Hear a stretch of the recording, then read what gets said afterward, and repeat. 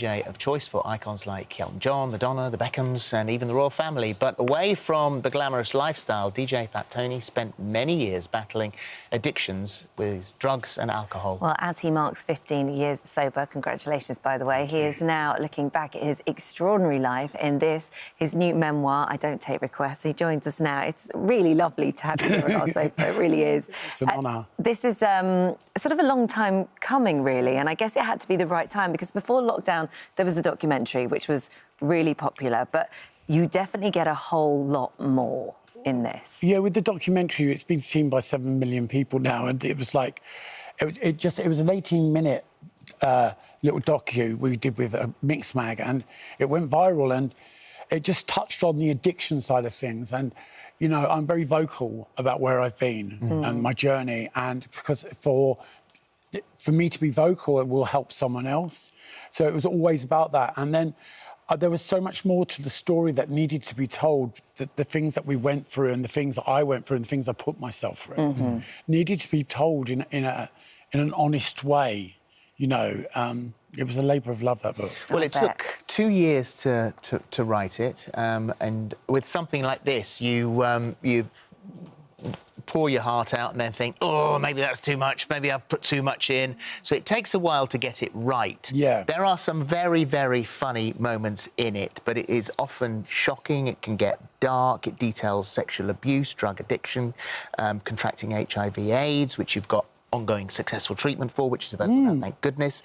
Homelessness, eventual redemption. Were there times recently that you've looked back and thought, I don't know how I'm still here? Quite a lot of times, actually. You know, we touched on the HIV side of it there. You know, at one point I was in induced coma for 4 months because my brain had swollen so much from the virus. So I was unaware of that stuff. So when I came around and suddenly I found myself in isolation in a room in a hospital, you know, my first instinct was, OK, I need to survive this. I need to get out of this. And it's always been that way. There's something in me that always will spark off that I need to live. You know, and whatever I've been through, whether it be addiction, whether it be other stuff in my life, where I shouldn't have survived. I've survived because I think I have a zest for life. However bad it gets, there's always that little bit there that just sparking away in the corner. Yeah. But this, you know, that's the dark side of this sort of showbiz life, where the DJing took you, and many of these people that you DJ for are very, very good and close friends of yours. You know, you only have to look... I mean, Kate Moss, it's her quote on the front of here. She goes, this is a story that should never have been told. And she was the first person you gave the book to. Yeah, I gave it to Kate because, you know, when anyone says, oh, I'm going to write a book, all your friends' eyes like, what's he going to put in the book? You know what I mean? It's kind of like... And because I've been around the block so much and I have these scenarios and you know, these people in my book are my friends. It's not me doing a story on so-and-so who I met once. Yeah. You know, I grew up with these people. So, and they're just normal people that have different jobs. So when you tell someone, oh, I'm writing a book, straight away everyone's like, oh, what's he going to put in the book? Yeah, of course. Because, you know, skeletons in the closet, exactly. Which we all know. And so I gave it to Kate because I really thought, OK, I really wanted an honest opinion and I knew I was going to get one. And I gave it to her and there was an awful lot of FaceTiming going on afterwards and she was blown away by it because, you know, I don't think she expected it to be that honest. Well, you have been honest, and as Holly said, you know, people in showbiz, you know, same as everybody else, but just happen to do an extraordinary job. But it is an extraordinary life, and it does open the door to a bit of darkness here and there. And it was Freddie Mercury that gave you your first line of coke. Oh, that story's gonna like hound me for my life. Yeah, basically, I didn't know who he was. I was 15, 16, outside Heaven on a Saturday night, stood there all night, and this group of guys came along and they were like, why are you standing there in a Fiorucci T-shirt in the middle of winter? And I was like, oh, just waiting for my friend. And the security went, no, he's not. He's been there all night. And I was just like... And they went, come in with us. So I went in with them and just hung out with these guys. And then... And you were how old? I was about 16, 15, 16. I used to pretend... When I was 14, I used to pretend I was 18.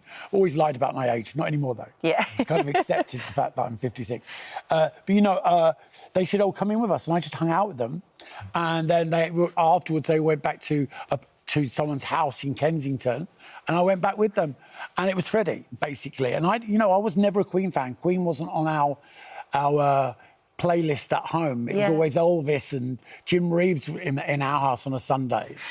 Can I ask you then, because when people get sober, sometimes they have to turn their back on that group of party friends. Yeah. Your job is in the party. You're sort of at the forefront of the party playing the music. Yeah. Did you ever get to the point when you go, oh my God, I'm not going to be able to DJ anymore? Like, does it change now you're sober? You know, I went to treatment for 6 months. When I left treatment, they were like, you can't go back to London. You can't go back to DJing. You can't go back to that relationship. Yeah. But I was like, I'm not going back to anything. I'm going forward. And that's the way it's always been. I go forward. I don't, you know, holding on to the past, yes, it's in my book. But, you know, it doesn't define who I am today. And I think when I went forward to DJing, went back into that industry, it took me a long while to find my feet. Because straight away, it's on us, oh, we can't be around these people. But they're not the problem. Alcohol is a problem, but it's not my problem. I'm my problem. I'm the biggest problem there is. You know, and you know, so if I want alcohol, I can go to any corner shop and get alcohol. You know, so you have to get to that point where you are really, really okay with the fact that you've surrendered, that isn't your life anymore. And I'm not the party. And I spent 28 years thinking I was the party. You know, no one can party like me, you know, and that's the realisation is that the minute that you realise that you're not the party, that you're there to facilitate and make people dance is an amazing experience. This is and we love this. It doesn't happen very often, but this is a big tick for you sitting on the sofa.